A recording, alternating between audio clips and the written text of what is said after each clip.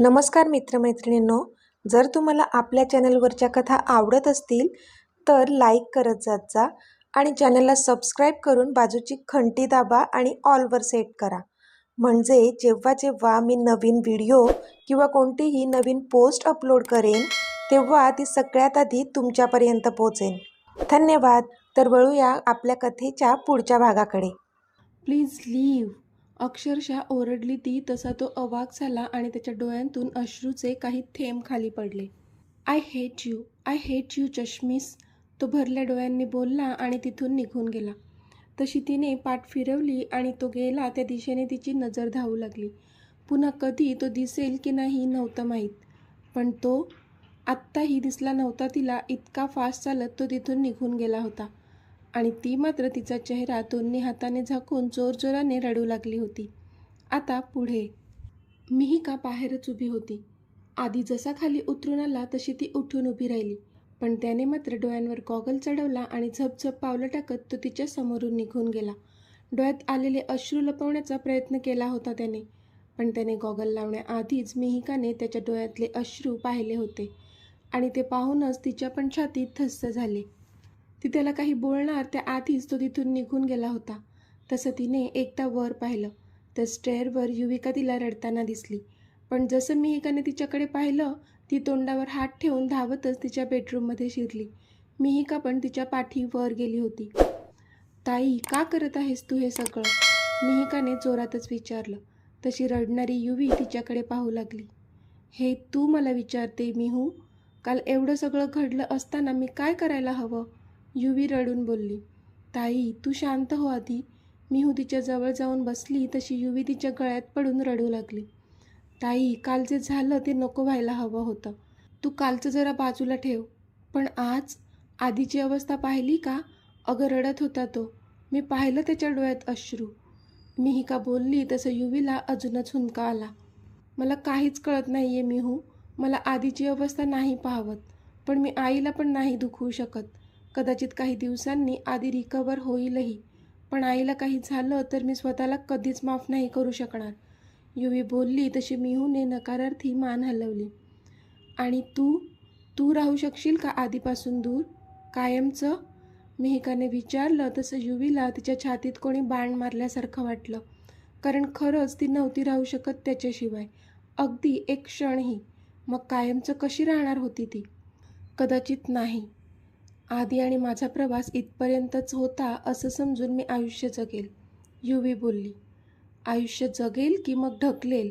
मिहिकाने विचारलं, पण त्याचं उत्तर नव्हतं युविकाकडे. ताई, अगं प्रेम आहे तुमचं दोघांचं एकमेकांवर. तू आईला समजाव ना, मिहिका बोलली. तुला काय वाटतंय मिहू? मी समजावलं नसेल का तिला? अगं माझं अख्खं हृदय काढून तिच्यासमोर ठेवलं होतं मी, पण तिला फक्त अक्षयचं ऐकायचं आहे. आत्तूचे उपकार आहेत आपल्यावर, ते तिला माझ्या रूपाने फेडायचेत, युविका खाली मान घालून बोलली. आई, हे चुकीचं करते ताई. त्या उपकारासाठी ती तुझा बळी का देते?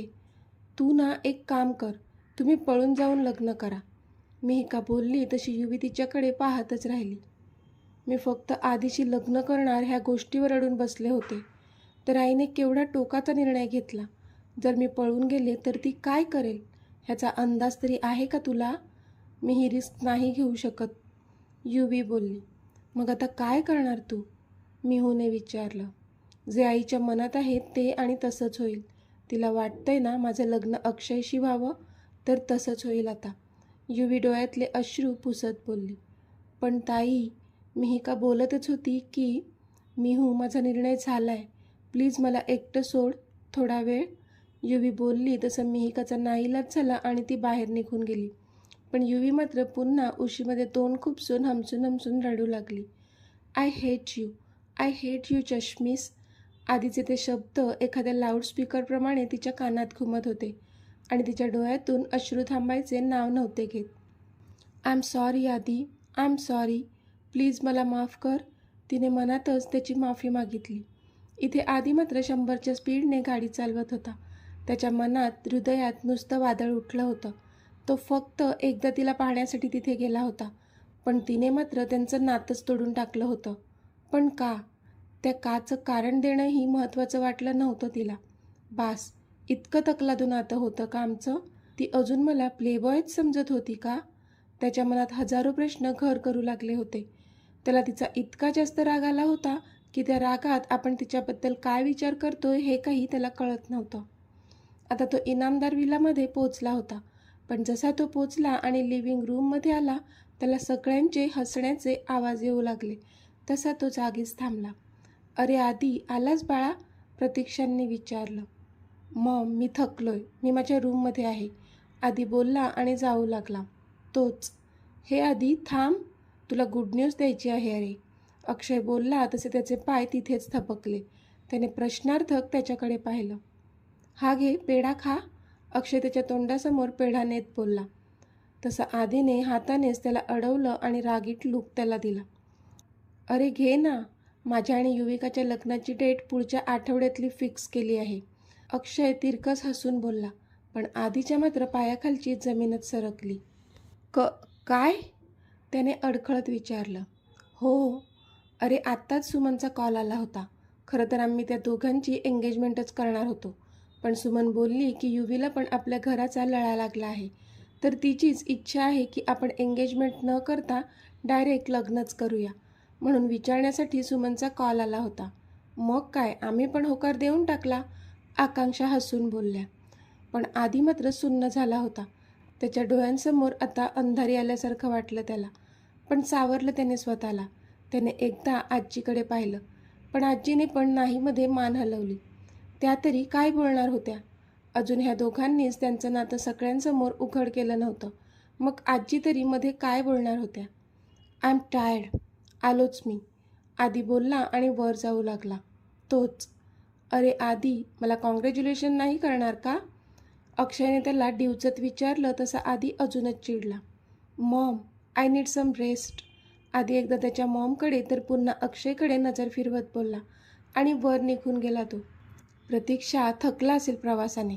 आराम करू दे त्याला, आजी आदित्यची बाजू सावरत बोलल्या. तसं मग कोणीच काहीच बोललं नाही. "मी त्याच्यासाठी गरमागरम कॉफी घेऊन जाते, म्हणजे फ्रेश वाटेल त्याला," प्रतीक्षा हसून बोलल्या. त्यावर आजीने होमध्ये मान हलवली. पण आजींना पण माहीत होतं त्याचा मूड त्या कॉफीने नक्कीच शांत होणार नव्हता. "मोठी आई, आता तू कितीही कॉफी पाज त्याला. तो काही ताळ्यावर येत नसतो. कारण त्याला जे पाणी पाजायचं होतं ते मी ऑलरेडी पाजलेलं आहे," अक्षय क्रूर हसत स्वतःशीच बोलला आणि मग त्याच्या रूममध्ये निघून गेला. इथे आधी त्याच्या रूममध्ये आला होता. त्याने अंगावरचं ब्लेझर फेकून दिलं आणि जोरातच ओरडला तो. जे मनी का ध्यानी नव्हतं ते सगळं आजच घडत होतं, ज्याचं त्याला खूप जास्त दुःख होत होतं. How can she be ready for this wedding? अशी कशी ती ह्या लग्नासाठी तयार होऊ शकते? तो रागातच बोलला आणि त्याने रागात तिथल्या टीपॉयवर त्याचा पंजा मारला. तशी ती काच खळकन फुटली आणि सर्वत्र काचा विखुरल्या गेल्या. त्याच्या हाताला सुद्धा काच लागली आणि त्यातून रक्त बाहेर आलं.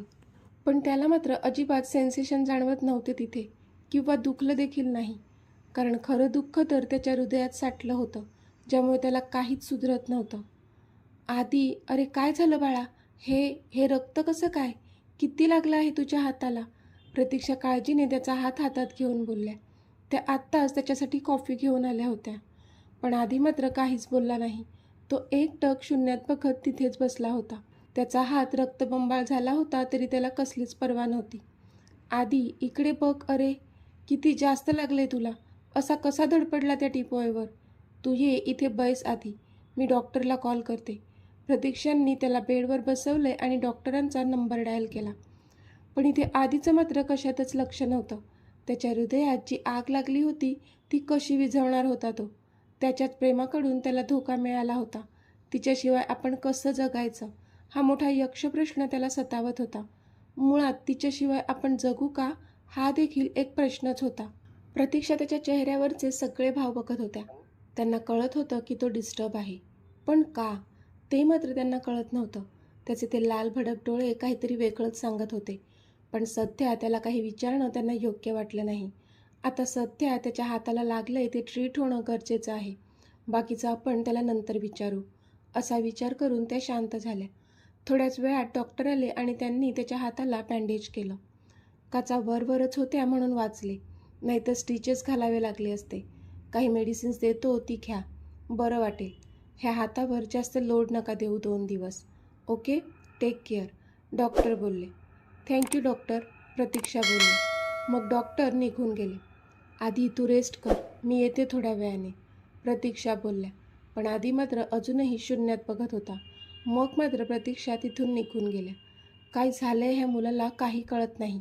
जसा बाहेरून आला आहे त्याचं लक्षच नाही आहे कशात. नक्कीच काहीतरी बिनसलंय ह्याचं कोणाशी तरी, प्रतीक्षा यशराजना सांगत होत्या. मी बोलू का त्याच्याशी, यशराजने विचारलं.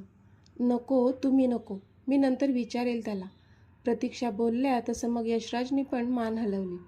आता रात्र होत आली होती, पण आधी दुपारी पण जेवला नव्हता, म्हणून प्रतीक्षा त्याच्यासाठी जेवण घेऊन त्याच्या रूममध्ये आल्या होत्या. आधी काय झालंय तुला? मी दुपारपासून बघते तुझं लक्ष नाही आहे कशातच. दुपारी पण जेवला नाहीस. असं काही आहे का जे तू मला सांगू शकतोस, प्रतीक्षांनी विचारलं. तसा आधीचा बांध फुटला आणि तो त्यांच्या कुशीत शिरून ढसाढसा रडू लागला. पण त्याला तसं रडताना पाहून प्रतीक्षांच्या मात्र छातीत धस्स झालं. आधी काय झालंय बाळा, प्रतीक्षांनी अगदी धडधडत्या हृदयाने विचारलं.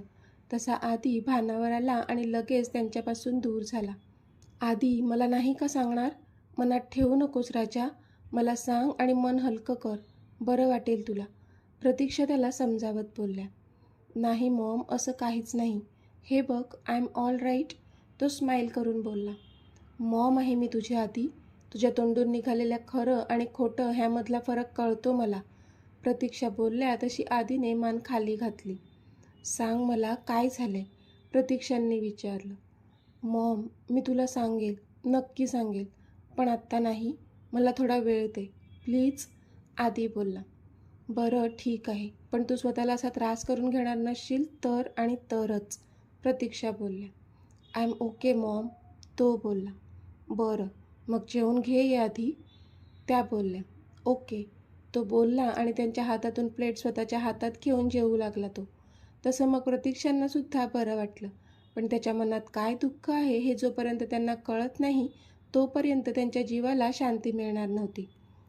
इथे युविकाला तिच्या आईने तिचा फोन परत दिला होता, कारण तिची आई जे म्हणेल ते करायला तयार झाली होती ती. तसं वचन तिने तिच्या आईला दिलं होतं. त्या फोनमध्ये असणारे त्या दोघांचे फोटो बघत होती ती. हलकेच त्याच्या फोटोवरून हात फिरवून त्यावर किस करत होती. आय एम सॉरी आधी, आय एम सॉरी, त्याची माफी मागत होती. डोळ्यातून अश्रू वाहतच होते. दाराच्या आडून मिहिका हे सगळं पाहत होती आणि तिला खूप दुःख वाटत होतं त्या दोघांसाठी. तिला मोठ्या माणसांमध्ये पडायचं नव्हतं. तिला हे देखील कळत होतं की तिची आई काही चुकीचं होऊ देणार नाही त्या दोघींसोबत. पण कुठे ना कुठे तिचा त्या दोघांच्या प्रेमावर विश्वास बसला होता. त्या दोघांच्या डोळ्यात एकमेकांसाठी असलेलं ते प्रेम, ती ओढ तिने पाहिली होती. आपण त्यांना एकत्र आणू शकत नाही, पण आपल्या बाजूने जे होईल ते आपण नक्की करू शकतो, असं ठरवत ती तिथून निघाली आणि तिच्या रूममध्ये आली. तिने तिचा फोन घेतला आणि आधीचा नंबर डायल केला.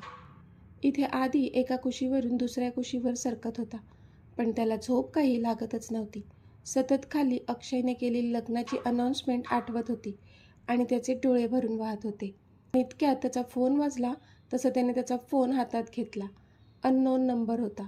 इतक्या रात्री कोण कॉल करत असेल, विचार करतच त्याने कॉल उचलला. हॅलो, तो बोलला. हॅलो आदी, मी मिहिका बोलते, समोरून आवाज आला. तसा आधी पटकन उठून बेडवर बसला. मिहिका, तू इतक्या रात्री, त्याने आश्चर्याने विचारलं. हो, मला तुला काहीतरी सांगायचं आहे, ती बोलली. तसा त्याने एक सुस्कारा सोडला. मला माहीत आहे तुला काय सांगायचं आहे, तो डोळे मिटून बोलला. काय माहीत आहे तुला, तिने विचारलं. मला कळलं आहे, युविका आणि अक्षयची लग्नाची तारीख ठरली आहे, पुढच्या आठवड्यातलीच आहे, तो बोलला. पण ते बोलताना पण त्याला खूप वेदना होत होत्या. काय, मिहिकाने आश्चर्याने विचारलं, कारण तिला पण हे माहीत नव्हतं. हो, म्हणजे तुला माहीत नव्हतं? मग तुला काय सांगायचं होतं? मला वाटलं की, तो बोलतच होता की आधी माझं ऐक, ताई हे लग्न तिच्या मर्जीने नाही करत आहे, ती फक्त आईसाठी हे लग्न करायला रेडी झाली आहे, मिहिका बोलली. आता शॉक व्हायची पाळी आधीची होती. काय, तो बोलला.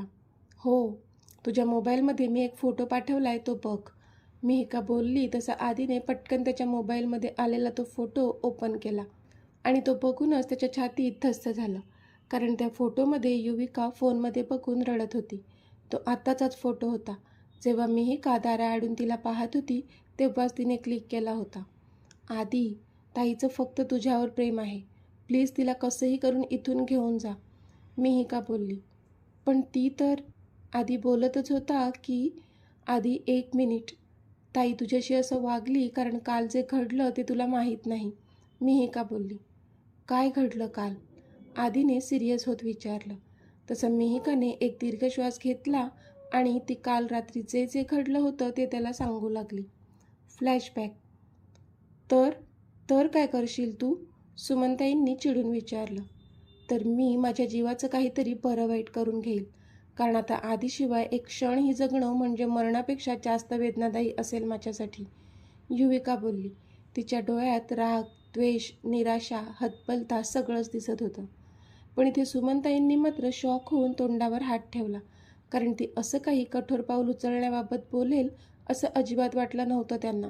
त्यांच्या डोळ्यात पण पाणी आलं तिचं ऐकून, आणि राग तर त्याच्याहून जास्त आला.